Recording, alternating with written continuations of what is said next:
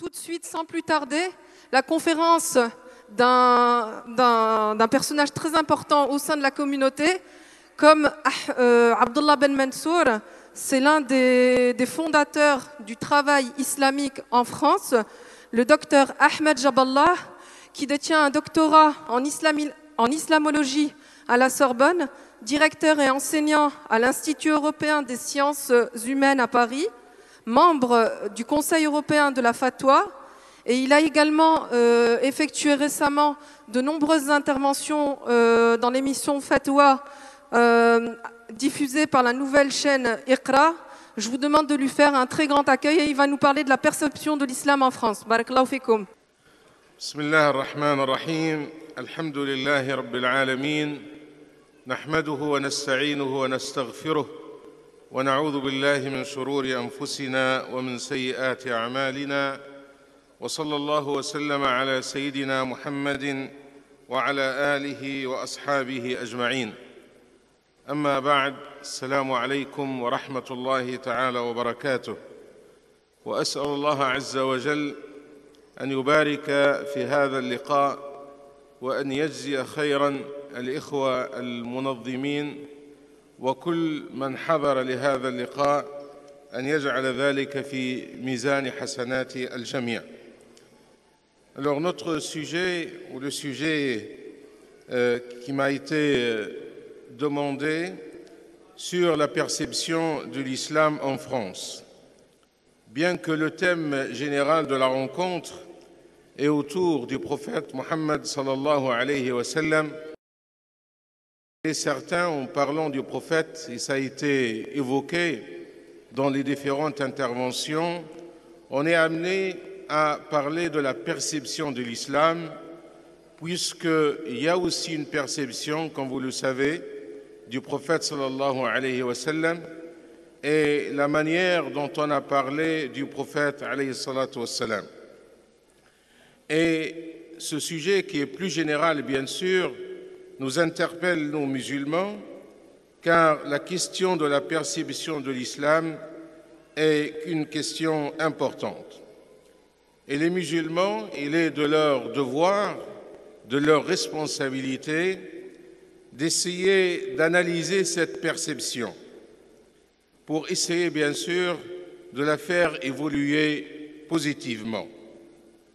Il n'est pas difficile de constater que la perception de l'islam, malheureusement, par l'opinion publique dans sa globalité, est plutôt une perception négative. Il est important d'essayer de comprendre tout d'abord comment les gens arrivent à construire déjà une perception, parce qu'il est important de comprendre ce processus de construire la perception qui va nous permettre après d'agir effectivement positivement sur cette perception. Mais avant justement d'aller en troisième partie dire que faut-il faire pour agir sur la perception négative, essayons tout d'abord aussi de donner quelques éléments de cette perception de l'islam. Alors tout d'abord, comment les gens construisent leur perception? Quelle est déjà cette perception? Comment l'islam est perçu, comment il est vu dans la société, et finalement, comment nous pouvons faire, qu'est-ce que nous devons faire afin de faire évoluer cette perception. Alors tout d'abord, comment les gens construisent leur perception de l'islam? Je dirais il y a plusieurs possibilités. Soit ils vont partir d'une présentation de l'islam, et c'est peut-être la façon la plus répandue, de l'islam et des musulmans, par ceux qu'ils considèrent dignes de leur confiance. Et lorsqu'on parle aujourd'hui de la perception autour de certain nombre de sujets, comme vous le savez, la première source reste les médias. Aujourd'hui, lorsqu'on suit un reportage sur une chaîne de télévision, lorsqu'on écoute une émission dans la radio, lorsqu'on lit un article dans la presse, surtout autour d'un sujet qui n'est pas très connu, on va prendre les conclusions de ce que les médias nous présentent comme des vérités absolues. et surtout en l'absence d'une présentation, je dirais, objective, convaincante de la réalité de l'islam et des musulmans. C'est cette présentation véhiculée par les médias qui va prendre le dessus. Et c'est la réalité aujourd'hui. Je peux dire que la majorité des gens qui ont une perception plutôt négative, ils construisent cette perception à travers la présentation médiatique. Certes, il y a aussi un discours de certains politiques qui essaient aussi de stigmatiser, de dénigrer, d'instrumentaliser, mais je dirais que la première force qui construit justement cette perception reste les médias. C'est la première possibilité pour construire une perception, c'est d'aller, et c'est bien sûr le moyen le plus facile, si vous voulez, de prendre directement cette vision, cette perception des médias. Il y a aussi une autre possibilité, c'est de faire un effort pour essayer de connaître l'autre à travers l'étude, à travers la recherche, mais cette attitude reste très limitée, c'est une attitude rare. Il y a aussi la possibilité pour aller vers l'autre, pour le connaître, également c'est une attitude qui reste également rare. Et aussi, soit qu'on soit interpellé par l'autre pour l'amener à vous connaître. Et là, c'est la responsabilité des musulmans. Est-ce que les musulmans arrivent aujourd'hui en France d'attirer l'attention de leurs concitoyens non musulmans pour essayer de passer un discours, pour essayer qu'il y ait une écoute, pour passer un message? Vous le savez tous que malheureusement, on n'est pas encore là. On n'arrive pas aujourd'hui à passer un message de ce que nous vivons de tous les jours. Et c'est pour cette raison qu'on vit dans la frustration de voir comment les médias nous présentent notre religion, parlent de notre prophète sallallahu alayhi wa sallam, et on est dans la faiblesse, dans l'incapacité d'apporter une autre vision différente. Et je parle ici dans l'opinion publique dans sa globalité, car il est certain qu'il y a plusieurs perceptions. Il ne faut pas non plus généraliser pour dire que les gens ils sont sur la même position. Les gens, généralement, ils vont prendre ce que les médias vont leur dire de l'islam et des musulmans, mais cette perception reste, je dirais, pour un bon nombre de gens, assez superficielle. À partir du moment que vous allez essayer d'engager un dialogue avec eux, de leur faire entendre une autre voix, de passer à notre message, ils sont prêts quand même de changer de position et de changer de vision. Et là, nous avons bien constaté, vous savez, il y avait cet événement dans la ville de Poitiers lorsqu'il y a eu un groupe de jeunes qui se revendiquent d'une tendance d'extrême droite, qui ont occupé les toits de la mosquée en construction de la ville de Poitiers. Et l'association de Poitiers, pour répondre à cette agression, ils ont décidé, après 2 mois, d'organiser une journée porte ouverte pour inviter les habitants de Poitiers, tous les habitants, c'est-à-dire, c'est adressé essentiellement aux non-musulmans, pour découvrir le projet de cette mosquée et avoir ce contact direct. J'étais présent dans cette journée porte ouverte et tout le monde était surpris de la grande réussite de cette manifestation. Il attendait 300 à 400 personnes et l'ont reçu plus de 1000 visiteurs pendant cette journée. Ça montre que lorsqu'on essaie de faire le pas vers les autres, lorsqu'on essaie d'ouvrir cette possibilité d'échanger, de dialoguer, de passer un message, je pense qu'il y a une possibilité pour faire changer, essayer de changer justement ces perceptions négatives. Tout en rappelant d'ailleurs que le groupe de jeunes qui sont venus pour occuper les toits de la mosquée de Poitiers, ils venaient de l'extérieur de la ville du Poitiers. Mais les habitants de Poitiers n'ont aucun problème avec le projet de la grande mosquée. Alors, quelle est cette réalité de la perception de l'islam aujourd'hui dans la société française, dans sa globalité? Je dirais, pour résumer, que la religion musulmane est souvent perçue en tant que religion qui cherche à s'imposer, d'où la question de la visibilité de la pratique religieuse. Aujourd'hui, on présente l'islam comme une religion qui veut imposer ses règles pour l'ensemble de la société. D'où les débats que nous avons connus et on connaît toujours autour de la question de l'hijab, mais aussi les débats autour du halal, alors que le halal, c'est une question qui concerne uniquement les musulmans, mais on a fait de ça un débat. Et derrière tout ça, on s'inquiète de cette attitude des musulmans qui veulent en quelque sorte passer par force et essayer d'imposer en quelque sorte leur mode de vie ou leur pratique religieuse. Voilà une première perception qui fait déjà peur d'une religion envahissante qui essaie de s'imposer, voire pour certains, qui essaie d'aller plus loin pour islamiser même l'ensemble de la société. Également, la religion musulmane, parmi les points de perception, elle est souvent présentée comme une religion qui refuse la modernité, qui a un problème avec la liberté, un problème avec la démocratie, etc. C'est également une religion, dans cette perception globale générale, qui ne favorise pas l'intégration dans la société. Au contraire, c'est une religion qui encourage le repli, l'isolement. Et ils prennent exemple des musulmans pratiquants qui sont loin de la société, qui ne vivent pas dans la société. C'est une religion aussi perçue par certains comme une religion difficile, une religion qui est figée sur ses pratiques, sur ses principes, qui n'évolue pas, qui n'ouvre pas les textes à l'interprétation, etc. Et une religion également qui peut inciter à la violence. Il y a même des gens qui le disent clairement que la question de la violence, le terrorisme même, c'est dans les textes même de la religion musulmane.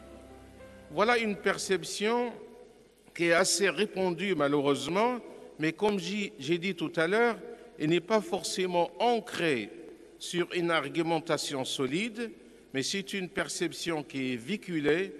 Tant qu'il n'y a pas une autre vision qui est présentée pour essayer de rectifier cette image, bien sûr, cette perception plutôt négative, elle va être la perception qui est partagée en quelque sorte par une opinion publique.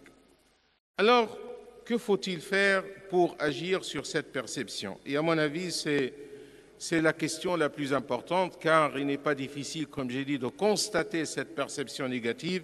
Mais la vraie question aujourd'hui, est-ce qu'il y a un moyen pour changer cette perception négative? Je peux dire qu'il est possible, effectivement, d'agir pour changer cette perception.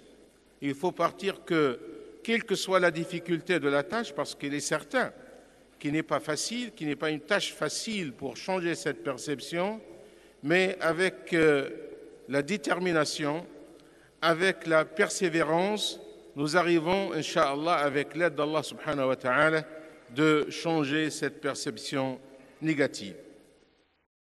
Je dirais aussi que les responsabilités par rapport à cette perception négative de l'islam des musulmans dans la société sont partagées. Ces responsabilités sont partagées entre les musulmans et la société, car il faut aussi être équilibré dans cette perception qu'il y a des choses qui dépendent des musulmans.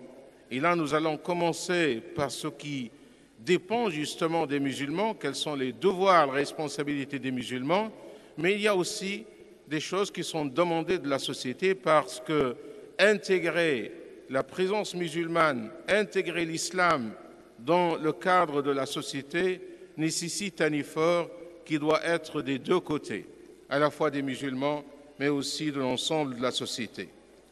Commençons de ce qui est demandé des musulmans. Je vais insister sur trois choses.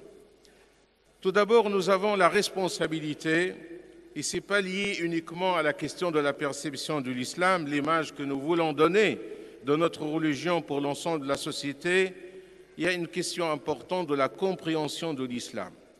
Aujourd'hui, il faut dire que dans la communauté musulmane, nous avons un grand travail à faire pour arriver à une compréhension de l'islam, compréhension fondée qui puise bien sûr des sources de l'islam, le Coran, la sunna du prophète sallallahu alayhi wa sallam.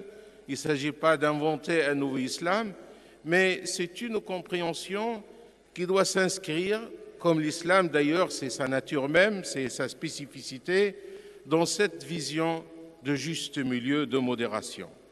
Je pense aujourd'hui nous avons un grand travail à faire là-dessus, car nous le voyons, le constatons dans notre communauté, qu'il y a une certaine vision d'un islam je dirais, de rigueur dans le sens de la difficulté, une vision d'un islam qui n'est pas suffisamment une vision savante, qui est fondée justement sur l'enseignement de l'islam, qui est transmis par les savants à travers les générations, mais aujourd'hui on trouve une certaine tendance parfois à l'excès, à l'exagération.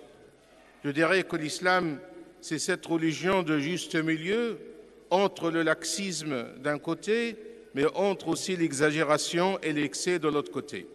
Et je pense que la vision exagérée d'excès, elle est dangereuse pour l'islam. Car les gens qui sont dans le laxisme, ils ne peuvent pas prétendre qu'ils représentent l'islam.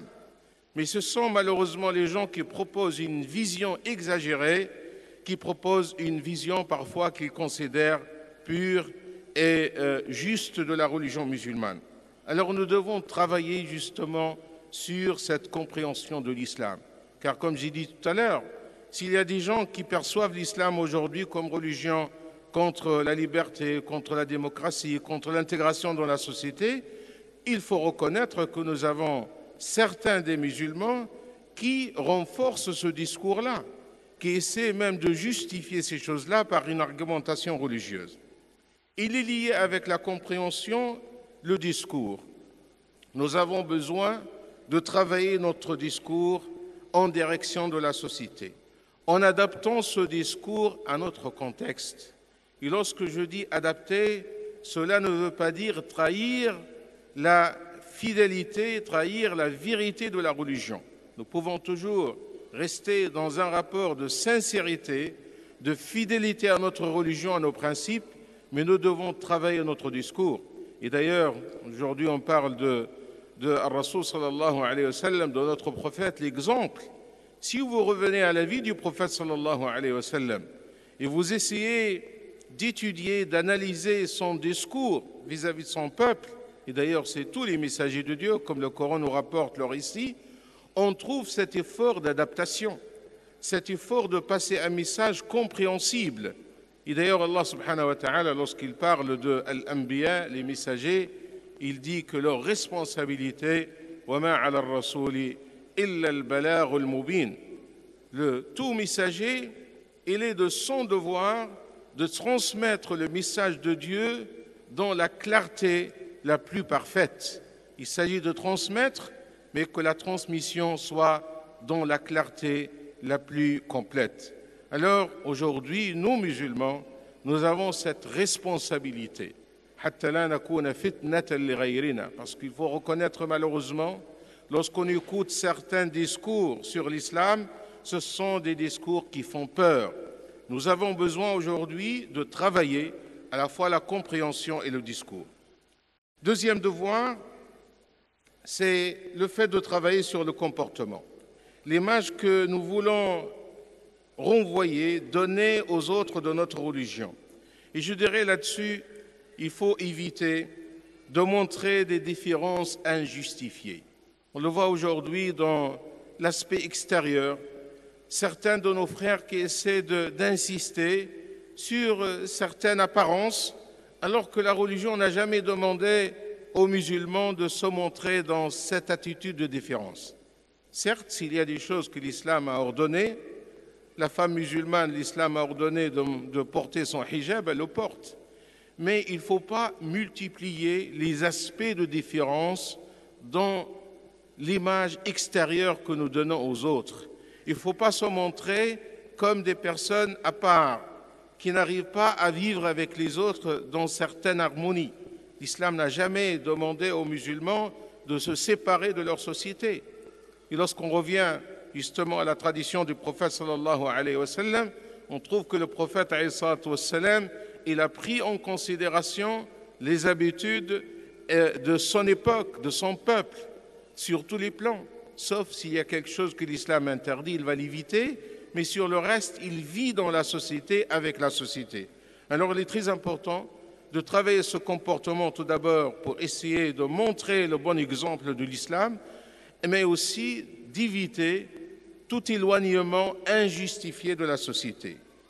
Troisième chose, renforçons notre engagement citoyen, à la fois dans la société civile, mais aussi dans le champ de l'engagement politique. Parce que je pense aujourd'hui que les musulmans, dans leur grande majorité, et je parle des musulmans qui s'attachent à leurs pratiques religieuses, parce qu'il y a des musulmans qui sont encore musulmans, mais malheureusement qui n'ont pas cette pratique présente dans leur vie de tous les jours. Je parle de ces musulmans qui veulent présenter une autre image plutôt positive de l'islam, d'être présents dans la société, d'être engagés.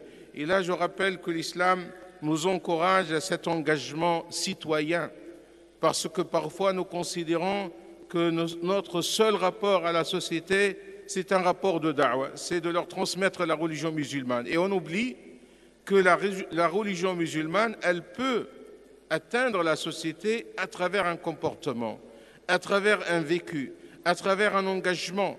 Et combien les champs d'engagement sont ouverts devant nous pour qu'on puisse y accéder. Et à travers cet engagement, nous pouvons faire passer un message à l'ensemble de la société.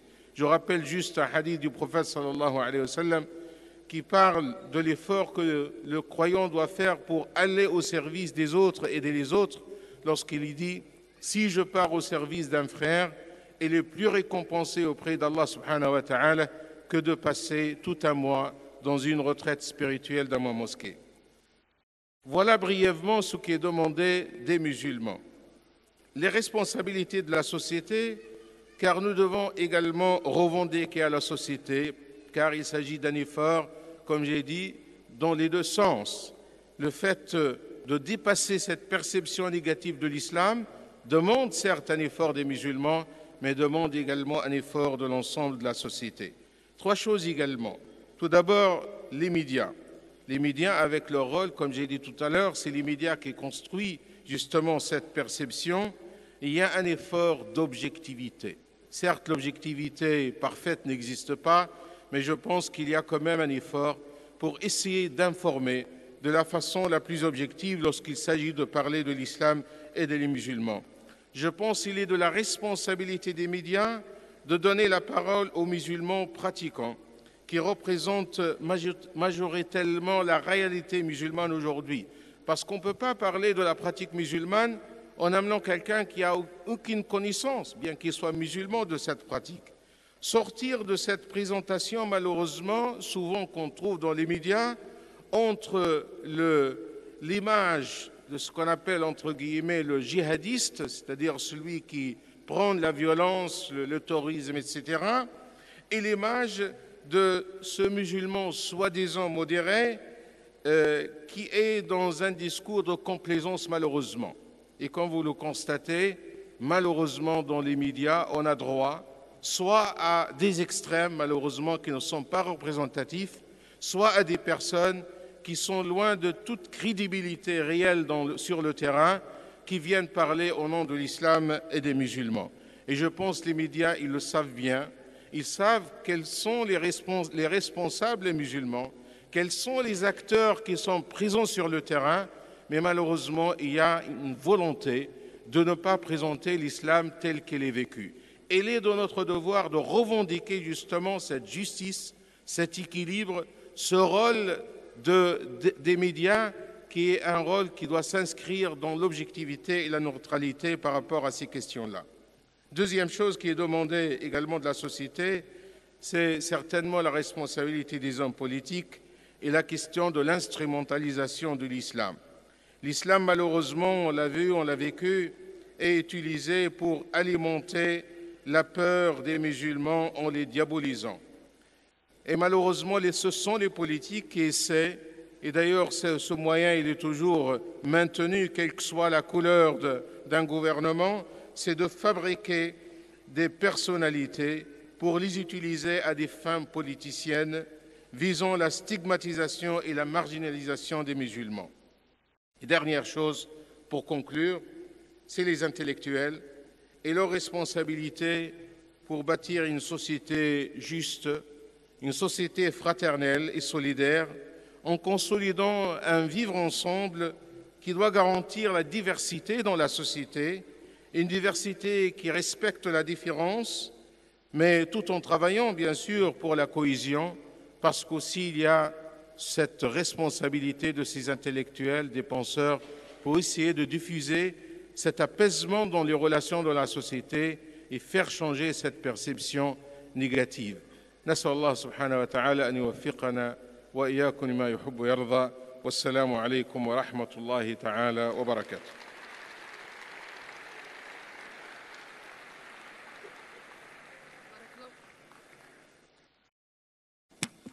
Barakallahu fik, Cheikh Ahmed Jaballah, pour votre intervention.